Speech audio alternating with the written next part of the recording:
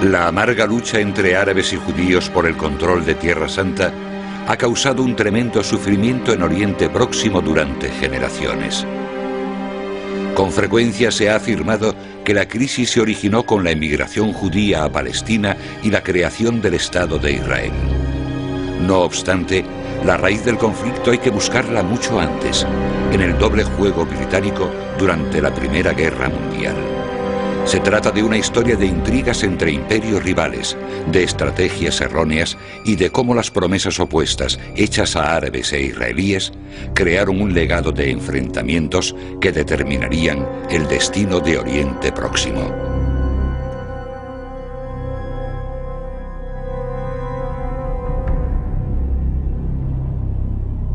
Falsas promesas.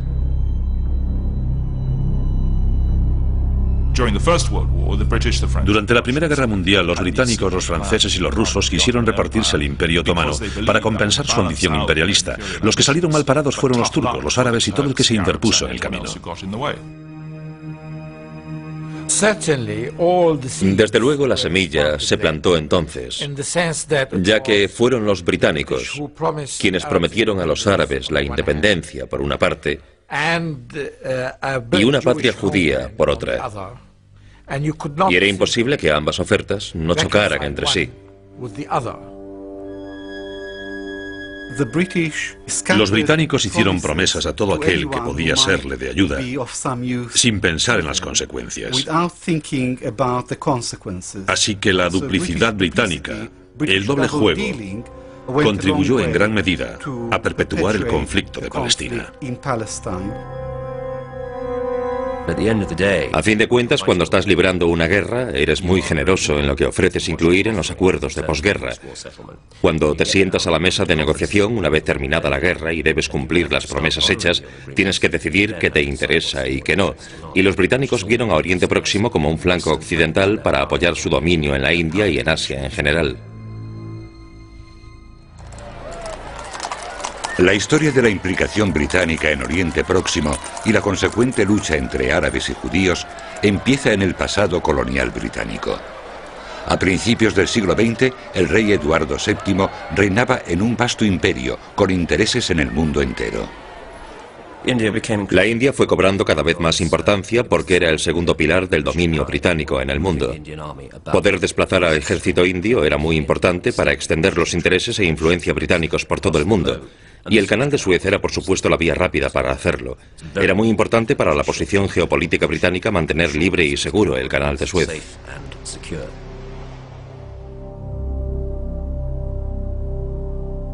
Con este objetivo en mente, Gran Bretaña se había convertido en la única potencia europea que había establecido un excelente apoyo en Oriente Próximo, en los principados del Golfo Pérsico, en Adén y en Egipto.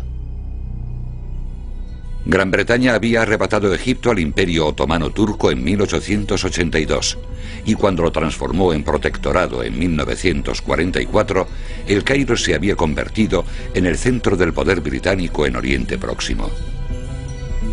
La presencia de tropas imperiales en la región era de vital importancia estratégica, porque el Imperio Otomano, gobernado por el sultán Mohamed V, era aliado del muy temido enemigo británico, Alemania. Junto con el Imperio Austrohúngaro, esas naciones constituían las potencias centrales, y en la parte contraria se hallaban los tres aliados, Gran Bretaña, Francia y Rusia. Desde la capital otomana, Constantinopla, en Turquía, el sultán gobernaba el último de los grandes imperios islámicos. Llevaba décadas al borde de la desintegración. Sin embargo, el destino del Imperio Otomano iba a sellarse por el estallido de la Primera Guerra Mundial en agosto de 1914.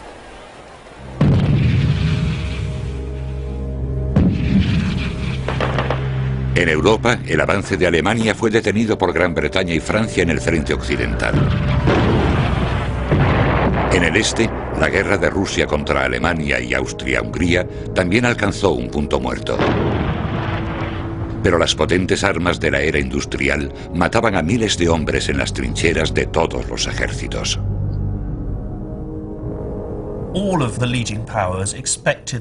Todas las potencias implicadas esperan que la guerra termine en cuestión de meses.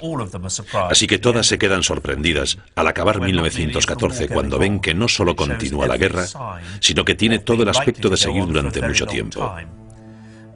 Entonces empiezan a pensar en nuevas estrategias para ganar la contienda.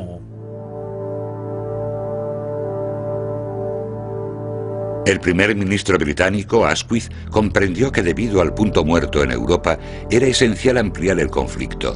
Junto con el ministro de Asuntos Exteriores, Lord Grey, el ministro de Guerra, Lord Kitchener, y el primer Lord del Almirantazgo, Winston Churchill, ideó una compleja estrategia para debilitar a las potencias centrales. Era una guerra mundial y los británicos veían a Oriente Próximo en un contexto mundial. Los británicos siempre tuvieron inclinación hacia las maniobras secundarias, utilizando el eufemismo popular, hacia la estrategia indirecta, el ataque al enemigo con golpes bajos, como Churchill lo llamaba, y el objetivo de ese golpe bajo iba a ser Turquía.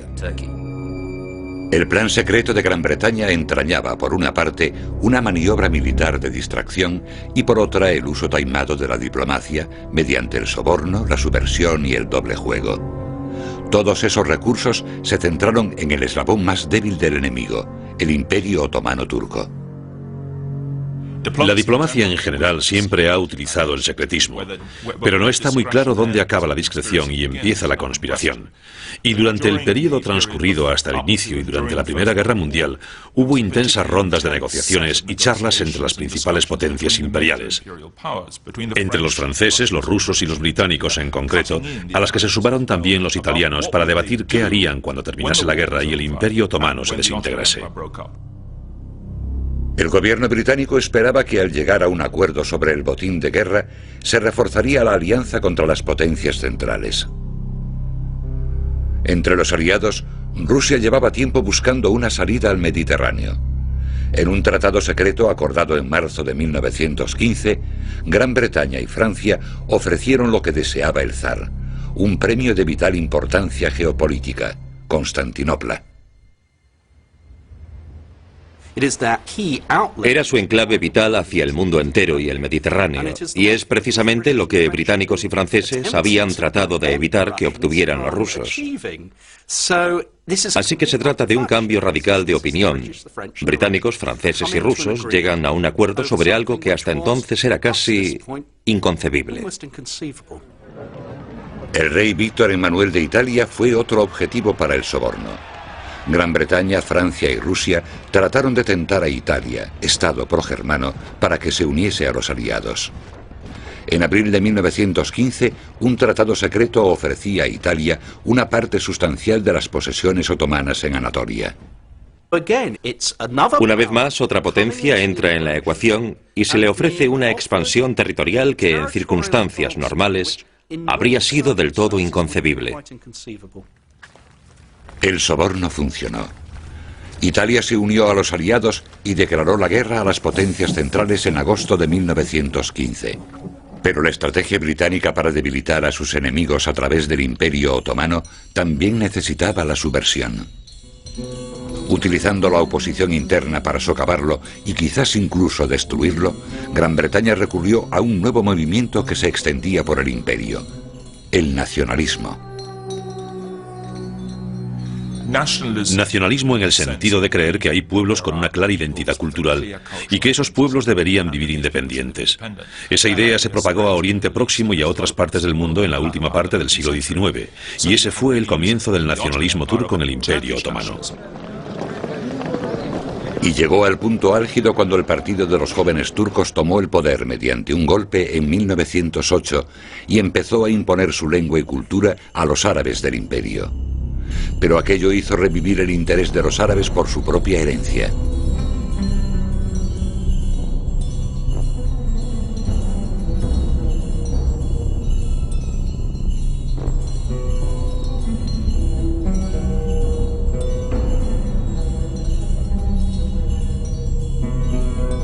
Mil años antes, los árabes habían traído los avances técnicos y la literatura de Oriente a Occidente, y su religión, el Islam, se había extendido por gran parte de Asia, el norte de África y el suroeste de Europa.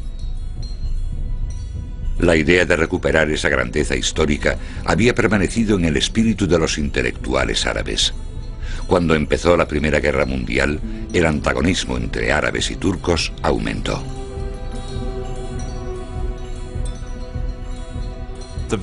El hecho de que los turcos dijesen queremos tener un imperio unificado hizo que los árabes dijesen un momento, no tomaremos parte en eso. Así que el renacer literario y nacionalista tomó entonces una forma mucho más política y como consecuencia emergió el nacionalismo árabe. Habían llegado a la conclusión de que permanecer en el Imperio Otomano se estaba convirtiendo en algo inútil, que no lograrían llegar a compartir el poder con los turcos, y empezaron a pensar en crear su propio Estado.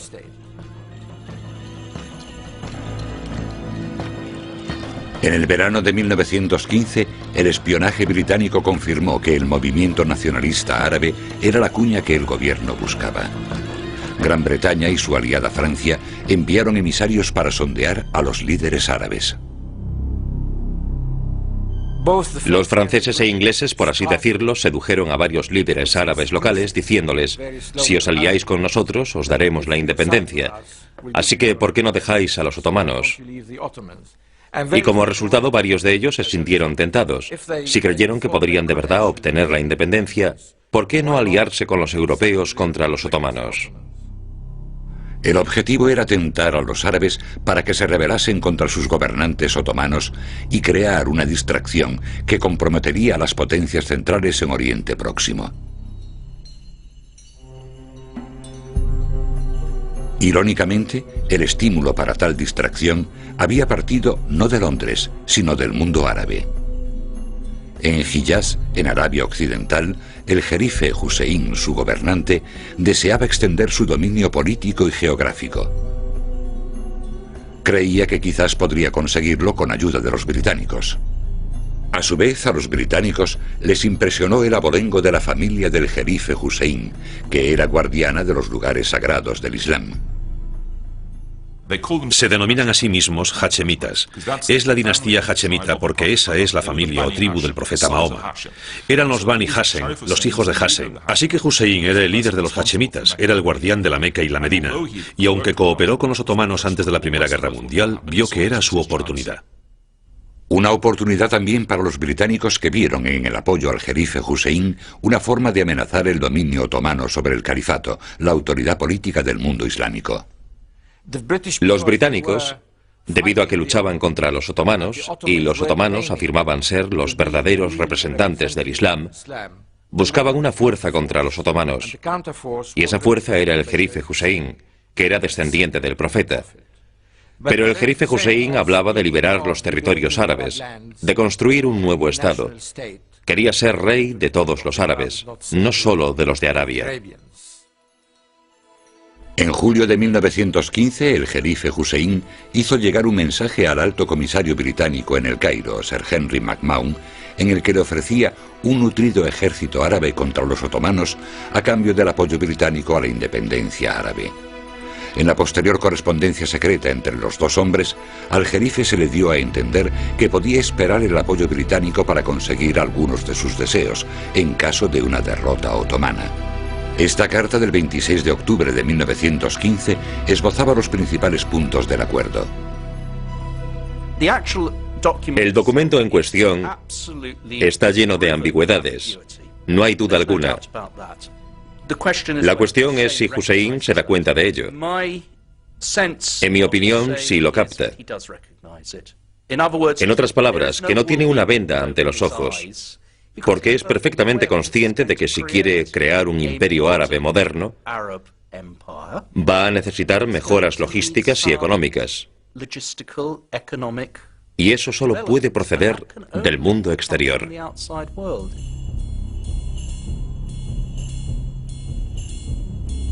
Creyendo la promesa británica de apoyo, Hussein, junto con sus hijos Faisal y Abdullah, reunieron un nutrido ejército. El nuevo ejército estaba capitaneado por el joven y carismático Faisal, que había entusiasmado a las masas árabes en la búsqueda de la independencia árabe. No obstante, aunque Hussein y Faisal movilizaron sus tropas, Los británicos se preparaban para traicionarlos. De vuelta en Londres, en la primavera de 1916, Gran Bretaña negociaba con Francia sobre la futura configuración de Oriente Próximo.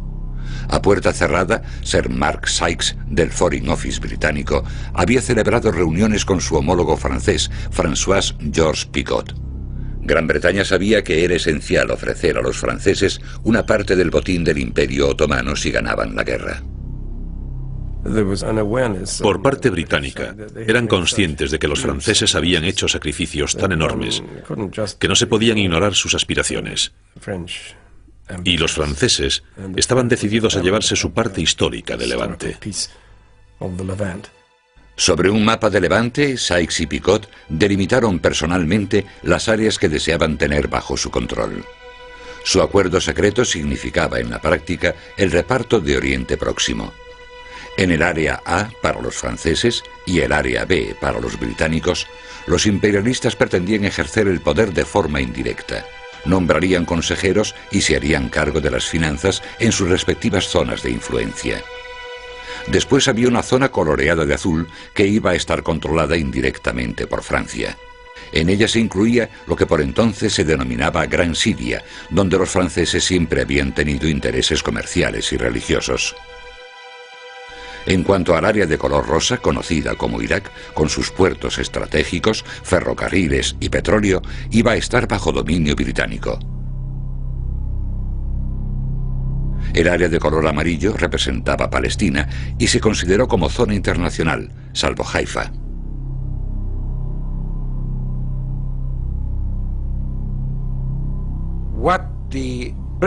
Lo que los británicos querían era el petróleo de Irak. Y se concentraron en conseguir Irak y también una vía desde Irak al Mediterráneo para transportar ese petróleo. Así que consiguieron Haifa en la costa palestina y también la mayor parte de Irak. El acuerdo Sykes-Picot fue un documento británico vergonzoso y ni se me ocurriría defenderlo. Pero lo confeccionaron personas regidas por la antigua fe en el equilibrio del poder y con mentalidad imperialista. Sin conocer estos acuerdos secretos hechos a sus espaldas, Hussein y Faisal proclamaron la independencia y en junio de 1916 atacaron a las tropas turcas. La revuelta árabe contra los otomanos había empezado. La guarnición turca de la Meca pronto cayó derrotada y se tomó el puerto de Jeddah. En 1917, las fuerzas de Hussein y Faisal habían avanzado hacia el norte y se enfrentaron a los turcos otomanos a lo largo del ferrocarril de Hiyaz. Los británicos vieron que la revuelta árabe contribuía a su estrategia para crear una maniobra de distracción contra las potencias centrales. Aplicando un movimiento de tenaza, los británicos habían lanzado una ofensiva desde el suroeste para asegurarse el control del canal de Suez y el Levante. Y desde el suroeste luchaban para asegurarse los pozos de petróleo de Irak. Todo ello para atacar a las potencias centrales en su punto más débil, el Imperio Otomano. Los árabes supeditaron su destino a los británicos.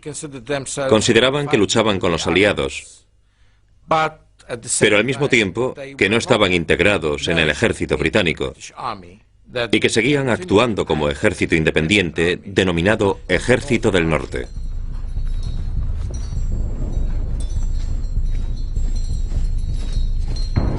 Mientras el ejército árabe avanzaba hacia el norte, el general británico Allenby había cruzado el canal de Suez y en la primavera de 1917 sus tropas habían llegado a la frontera de Palestina.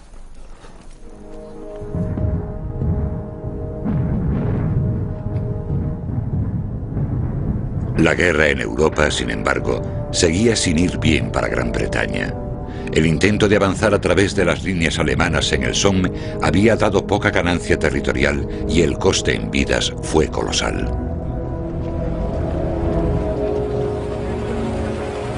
En Londres había habido un cambio de liderazgo. El nuevo primer ministro, Lloyd George, opinaba que la campaña bélica de los aliados necesitaba un nuevo empuje. Aunque Estados Unidos hasta entonces había sido neutral en la guerra, Lloyd George estaba convencido de que eso podía cambiar. Creía que había un grupo poderoso que podría influir en el gobierno americano. Lloyd George pensaba que la decisión americana de entrar en la guerra o no dependería mucho de la opinión pública y que el apoyo judío inclinaría la balanza en un sentido u otro. Hay que recordar que el Ministerio de Asuntos Exteriores británico sobreestimó en gran medida el poder de los judíos en el mundo, sobre todo de las élites financieras y comerciales.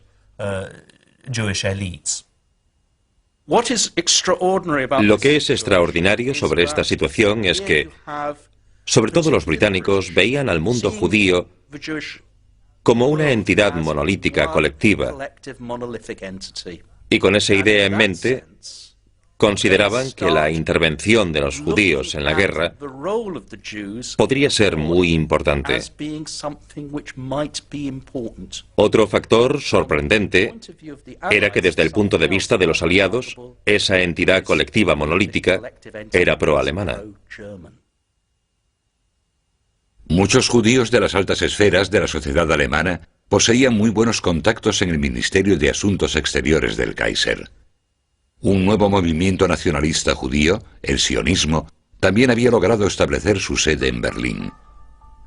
El sionismo se había originado en la década de 1880, después de que Theodor Herzl publicase un libro que defendía las virtudes de un Estado judío.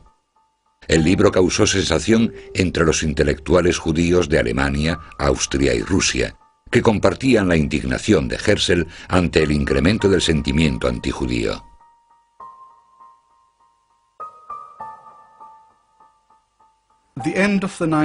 Al acabar el siglo XIX, se dio el ascenso del antisemitismo en toda Europa. En Austria, Alemania, Francia, pero sobre todo en la Europa oriental, en Polonia y Rusia. El pogromo contra los judíos en Rusia dio lugar a la creación de las asociaciones de simpatizantes de Sion en varias ciudades rusas que empezaron a promocionar, financiar y apoyar la colonización, la inmigración a Palestina.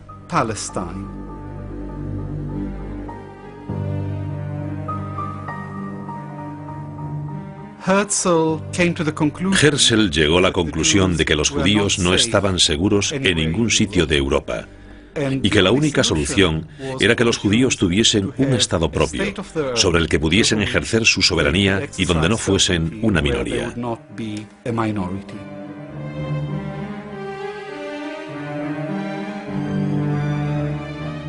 Lo que también había dado atractivo al sionismo era lo bien que casaba con las aspiraciones históricas judías. Diseminados por todo el mundo desde la destrucción del Templo de Jerusalén en el siglo I después de Cristo, muchos judíos habían acariciado la idea de regresar un día a la que las Escrituras les había dicho que era la tierra prometida. De hecho, ya había establecida una pequeña comunidad de judíos autóctonos en Palestina.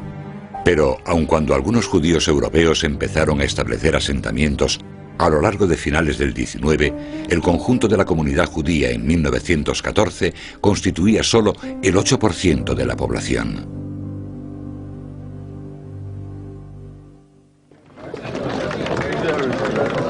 El líder sionista de Gran Bretaña, Weizmann, había presionado al gobierno para que garantizase que, en caso de una derrota otomana, apoyaría la emigración judía a Palestina. A principios de 1917, la creencia de Lloyd George en la influencia judía en el mundo lo convenció de que el sionismo era otro movimiento nacionalista al que había que integrar en la causa aliada. En marzo, Mark Sykes empezó a negociar con Weizmann.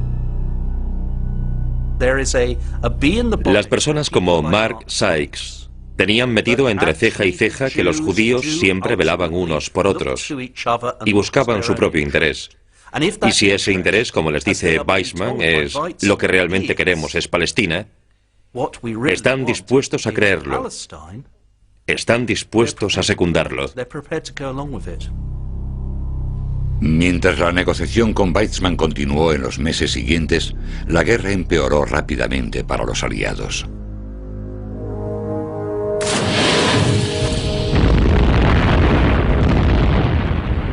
La campaña submarina alemana estaba debilitando gravemente a la flota mercante británica, y aunque Estados Unidos había entrado en la guerra del lado de los aliados, el presidente Wilson no estaba aún dispuesto a suministrar un gran número de soldados.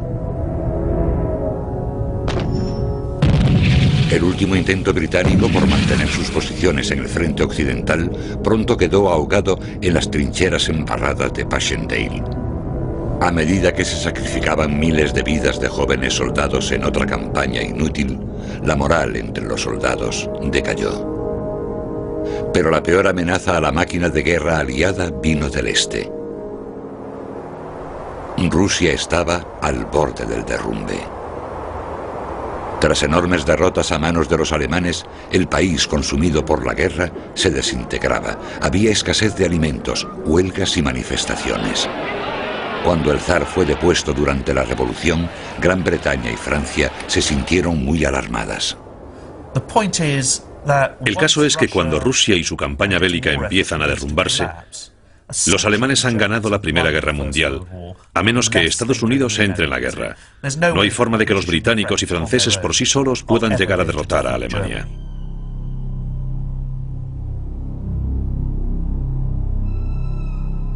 En octubre, el gobierno británico recibió un informe de inteligencia que indicaba que los judíos poseían mucha influencia en la dirección del partido bolchevique, el nuevo movimiento revolucionario que surge como fuerza dominante en Rusia. Lloyd George temía que aquellos comunistas apartaran a Rusia de la guerra. Con los norteamericanos aún reacios a aportar gran número de tropas, George sabía que debía actuar. Ordenó al ministro de Asuntos Exteriores, Arthur Balfour, que hiciese una propuesta que resultara atractiva para el pueblo judío. El gobierno de Su Majestad es partidario de que se cree en Palestina una patria para el pueblo judío. Y por su parte hará lo posible para facilitar que se logre este objetivo. La declaración Balfour se presentó el 2 de noviembre de 1917, cuando las fuerzas británicas empezaban a ocupar Palestina. Opino que la declaración Balfour hay que comprenderla no como un gesto idealista, sino dentro de la estrategia imperialista británica. Lloyd George fue el principal promotor de esa declaración, porque creía que ayudaría a los intereses británicos. Pero también fue la primera vez que una destacada potencia europea había dado respaldo oficial al objetivo sionista de transformar Palestina en una patria judía.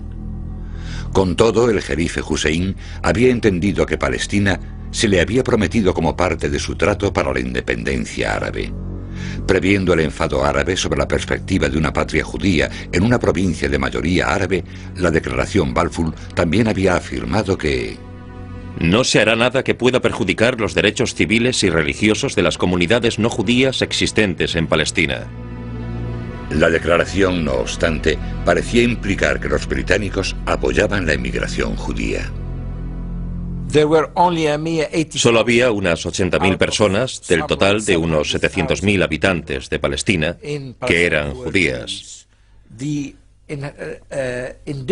A los habitantes autóctonos de Palestina se les denominó como habitantes no judíos.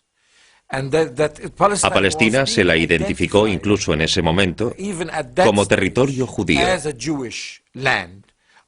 Y al resto no se le reconoció identidad definida. Simplemente eran no judíos. La declaración Balfour era lo que su nombre indica, una declaración. No era un tratado, no era un acuerdo firmado, sino una declaración de apoyo a la creación de una patria para el pueblo judío en Palestina. En realidad, el único tratado que Gran Bretaña había firmado respecto a Palestina fue con los franceses, el acuerdo secreto Sykes-Picot. El 7 de noviembre, pocos días después de la declaración Balfour, los bolcheviques tomaron el poder en Rusia. Lloyd George esperaba que la declaración tendría el efecto deseado de aplacar a los judíos de la plana mayor comunista. ¿Qué es lo que desean como judíos? Palestina. Pero el argumento carece de toda lógica. Es un argumento estúpido, porque esas personas, si pensamos por ejemplo en Trotsky, Zinoviev o Jaffe, algunos de los principales líderes judíos de la Revolución Rusa, la Revolución de Noviembre, eran por supuesto internacionalistas. Había entre 15 y 20 judíos en las altas esferas del partido bolchevique. La mayoría de ellos eran antisionistas. Y después de llegar al poder, poco después de llegar al poder, publicaron una declaración para decir que el sionismo era una conjura capitalista, una idea capitalista. El informe inexacto de la inteligencia sobre el que Lloyd George basó su estrategia iba a tener grandes consecuencias para Gran Bretaña. En pocas semanas, los nuevos dirigentes de Rusia hicieron exactamente lo opuesto a lo que George había esperado. No solo apartaron a Rusia de la guerra, sino que abrieron los archivos del Ministerio de Asuntos Exteriores zarista y publicaron sus tratados secretos, los mismos que Gran Bretaña había elaborado con sus aliados para repartirse el Imperio Otomano y de los que Rusia había quedado al margen. Por supuesto fue un gran bochorno para los aliados occidentales, porque estos habían hecho toda clase de acuerdos entre bastidores, y en ellos se habían repartido grandes sectores del mundo, mientras sostenían en público que libraban una guerra en defensa de la democracia, y por supuesto diciendo también, entre otros a los árabes, que eran partidarios de la autodeterminación de los pueblos del Imperio Otomano. La publicación de los tratados secretos por los bolcheviques provocó un gran recelo en el mundo árabe. El jerife Hussein y los demás dijeron, un momento, ¿qué es lo que pasa? Primero, ¿por qué no nos dan la independencia? Y segundo, ¿por qué nos dividen en zona A y zona B? En ese momento, los árabes se dieron cuenta de que los británicos no solo habían conseguido lo que querían, por ejemplo, los puertos de Palestina e Irak, además habían prometido otras cosas a los franceses.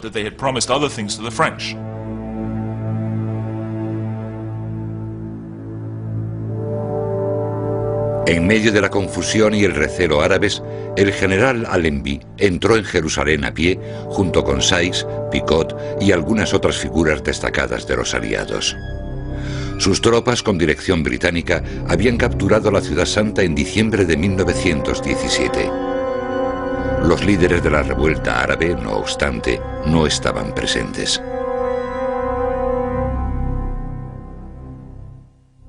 Temiendo que Hussein y Faisal dejaran de apoyarlos, el gobierno británico les envió un mensaje que reiteraba el compromiso británico a la independencia árabe.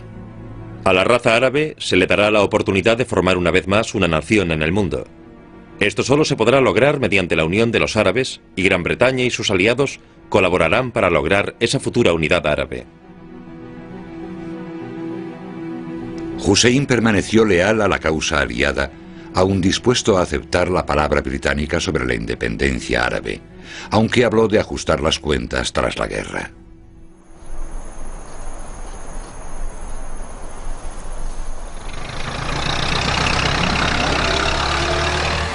En cuanto a Allenby, este continuaba confiando en el apoyo árabe en la guerra contra los otomanos, pero ahora que Jerusalén había sido ocupada por los británicos, hubo quien aprovechó la oportunidad.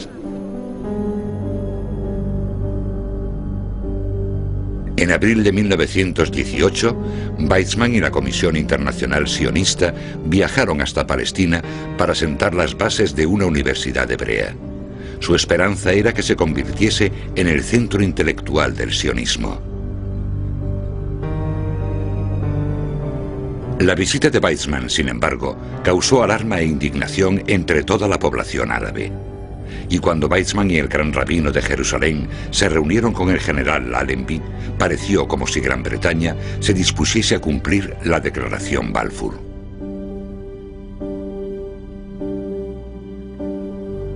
6 meses después, las tropas de Allenby entraron en Damasco. Junto con sus aliados, el ejército norte de Faisal había empujado a las tropas otomanas hacia el norte, a través de Palestina, hacia Siria.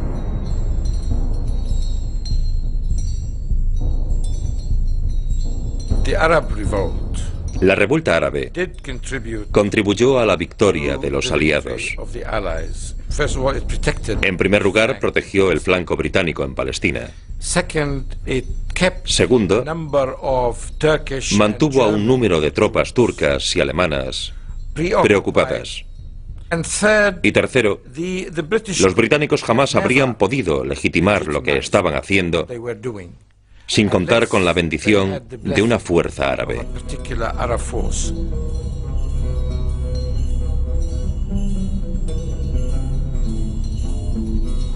El 3 de octubre, el pueblo de Damasco se unió al desfile victorioso de Faisal.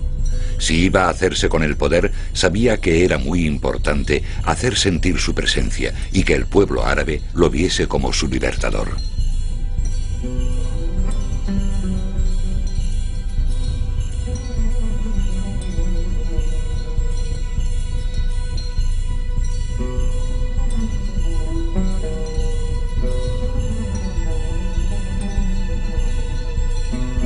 Ese mismo día, no obstante, Faisal se reunió con el general Allenby en el Hotel Victoria de Damasco. Allenby le advirtió de que su gobierno en Siria sería limitado. Los británicos por entonces sabían que iban a entregar Siria a los franceses, así que no podían aceptar a Faisal como legítimo gobernante. Todo lo que podían hacer era pagarle un salario y los gastos de su ejército y administración.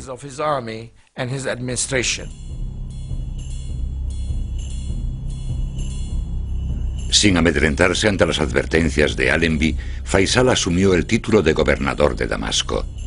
Con el apoyo de su padre, el jerife Hussein, empezó a sentar las bases para conseguir su meta de un Estado árabe independiente. El 31 de octubre, los otomanos finalmente cayeron derrotados. Y a las 11 en punto del 11 de noviembre de 1918, las armas guardaron silencio en Europa cuando la guerra con las potencias centrales llegó a su fin.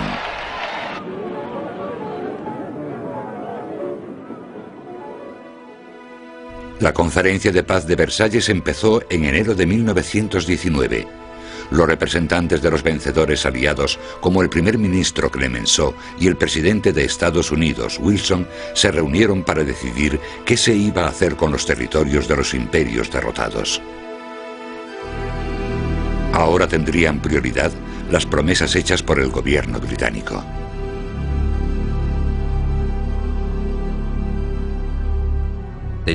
Hicieron promesas a los árabes, pero también a los judíos y a los franceses, a los rusos, a todo el mundo.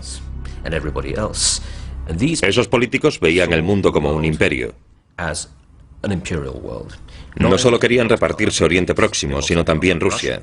Creyeron que era la última gran oportunidad en que las potencias imperiales podrían sentarse y apoderarse de lo que pudiesen, sobre todo porque no había nadie para detenerlas.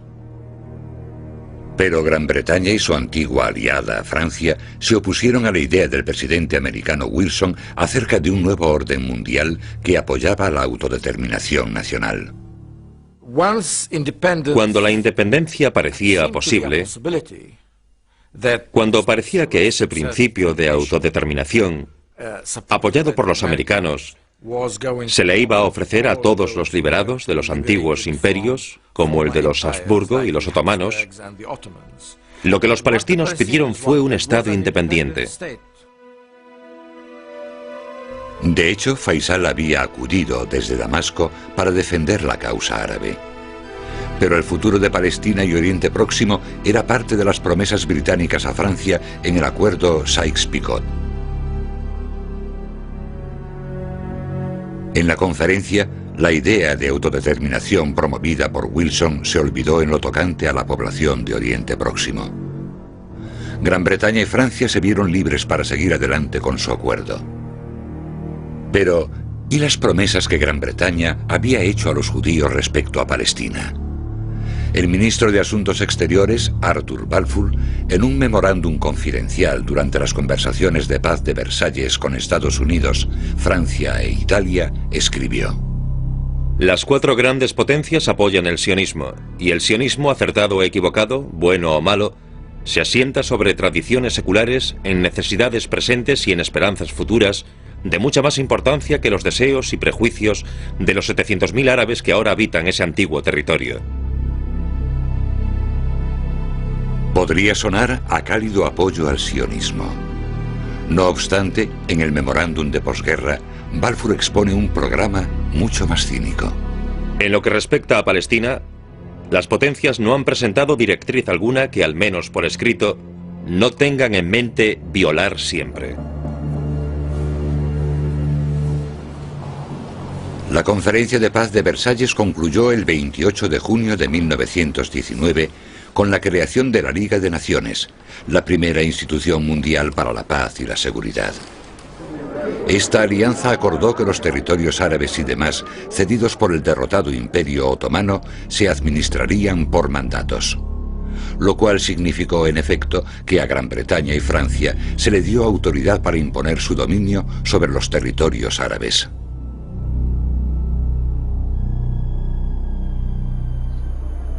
El 21 de noviembre de 1919, François-Georges Picot, coarquitecto del acuerdo Sykes-Picot, y el general francés Gouraud llegaron a Beirut. Y así empezó la imposición del mandato francés en Siria y el Líbano.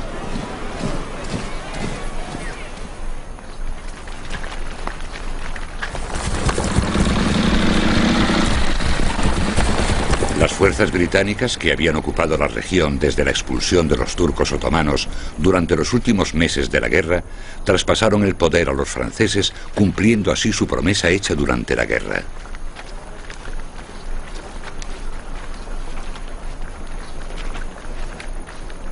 Faisal, que llevaba siendo gobernador de Damasco 16 meses, había estado consolidando su posición. Cuando el Congreso Nacional Sirio lo proclamó rey, los franceses se indignaron y el general Gouraud envió a sus tropas. El 7 de agosto de 1920, Faisal había sido depuesto y tuvo que huir de Palestina. Las promesas hechas al jerife Hussein y Faisal sobre un solo estado independiente ahora eran un recuerdo lejano para los europeos. El establecer las zonas de influencia tuvo como consecuencia que lo que en principio había sido voluntad de aceptar un solo Estado árabe cayese en el olvido. Y además de eso, por supuesto, el hecho de que hubiese un área francesa y otra inglesa plantó la semilla de la división. Así que a esa zona se le negó tanto la independencia como la unidad. Las fronteras y gobiernos de los estados de Oriente Próximo que surgieron llevaron el sello inconfundible del acuerdo Sykes-Picot. La mitad francesa de la antigua provincia otomana de la Gran Siria se integró en su mandato sobre el Líbano y Siria. La otra mitad se integró en el mandato británico sobre Transjordania y Palestina. En el este, la zona otomana de Mesopotamia, que incluía los pozos de petróleo de Mosul, se le dieron a Gran Bretaña como mandato sobre Irak. Así que esa fue en el fondo la importancia del acuerdo Sykes-Picot, la división de lo que se denominaba el creciente fértil entre Irak y Siria, y permitir que Gran Bretaña tuviese acceso al petróleo del área y pudiese explotarlo en el futuro. Pero el dominio británico fue rechazado en principio por el pueblo iraquí hasta que se instaló a Faisal como rey en julio de 1921. Gran Bretaña esperaba que el poder limitado que le devolvía serviría para aplacar las frustradas aspiraciones de independencia árabe. Pero el jerife Hussein esperaba más de los británicos. Jamás abandonó la idea de que los británicos le habían prometido la independencia, no solo en Arabia, sino también en Siria e Irak. Y quería que los británicos cumpliesen sus promesas.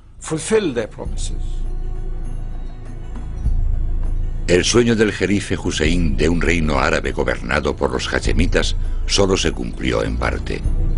Porque, aunque su hijo Abdullah se convirtió en rey de Transjordania, su antiguo rival Ibn Saud expulsó a los hachemitas de Hiyad cuando conquistó toda la península arábiga.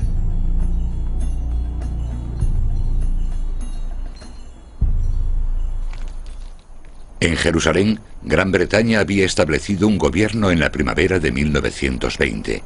No había planes para devolver el poder en Palestina.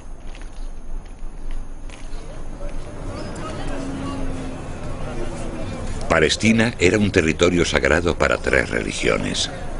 Los judíos eran una pequeña minoría que había vivido en armonía con cristianos y la más numerosa comunidad de musulmanes durante cientos de años. Pero la declaración Balfour, que prometía a los judíos una patria en Palestina, se había incluido en el mandato británico en Versalles.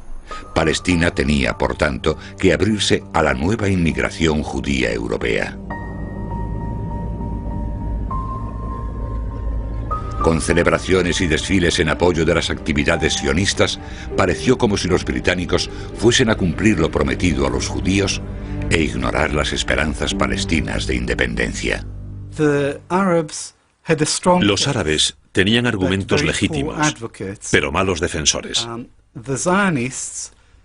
Los sionistas tenían argumentos no tan fundamentados como los de los árabes autóctonos, pero tuvieron excelentes defensores. La del sionismo es una de las historias de relaciones públicas más exitosas del siglo XX. Y Weizmann fue ejemplo del tradicional don de los judíos para la defensa y persuasión.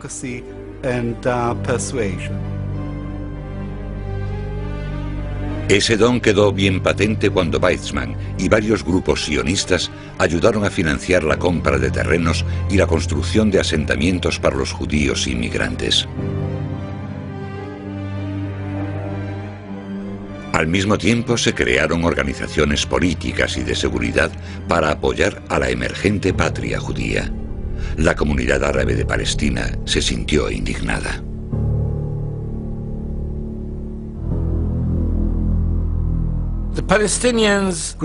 Los palestinos, para empezar, no podían concebir que su país se dividiese o se entregase a otra comunidad que no tenía nada que ver con Oriente Próximo y era casi por completo europea por entonces. Así que a ellos les parecía absurdo que de 600.000 a 700.000 árabes tuviesen que dejar su tierra, sus hogares, sus pueblos, sus ciudades y entregárselos a una minoría que estaba dispersa por toda Palestina. Y Palestina, después de todo, lleva el nombre de su pueblo, que es el palestino.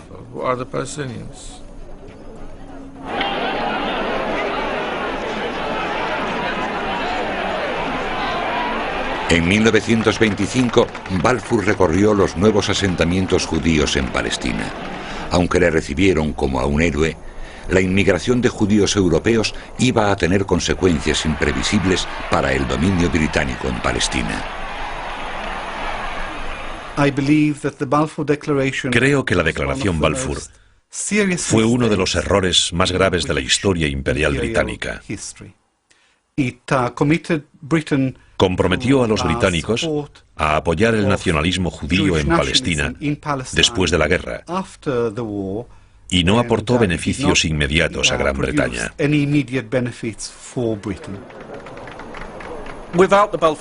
Sin la Declaración Balfour no podría haberse dado la creación de una patria judía. Y el paso dado después, en 1948, cuando se creó el Estado de Israel, tampoco habría ocurrido. Es necesaria la protección de los británicos en el lugar para prestar apoyo militar a la emergente patria judía. El hecho de que haya soldados británicos y policías británicos allí para proteger a las comunidades judías resulta clave para la situación. No se podría haber logrado de otra manera.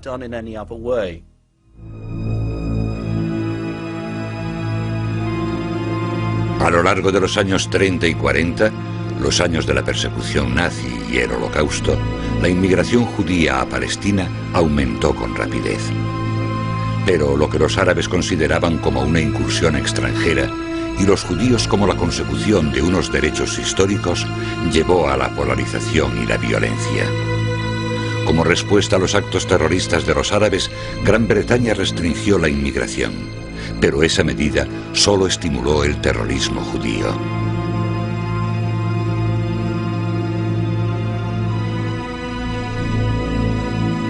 En medio de ese ambiente, Gran Bretaña renunció a su mandato y nació el Estado de Israel en 1948.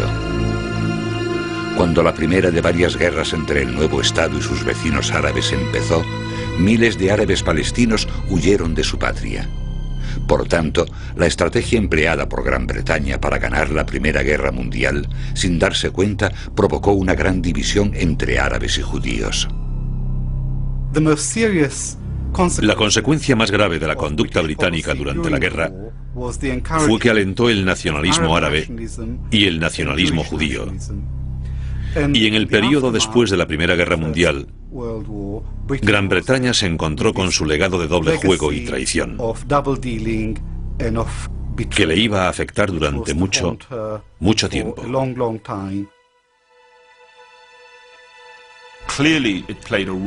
Está claro que contribuyó a dividir el mundo árabe en varios estados al permitir la creación del Estado de Israel y frustrar los deseos árabes.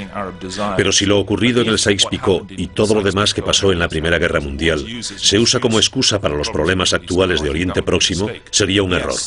Aunque en efecto la raíz de lo que vemos hoy día desde luego que está en el doble juego de la Primera Guerra Mundial y en las expectativas frustradas de entonces.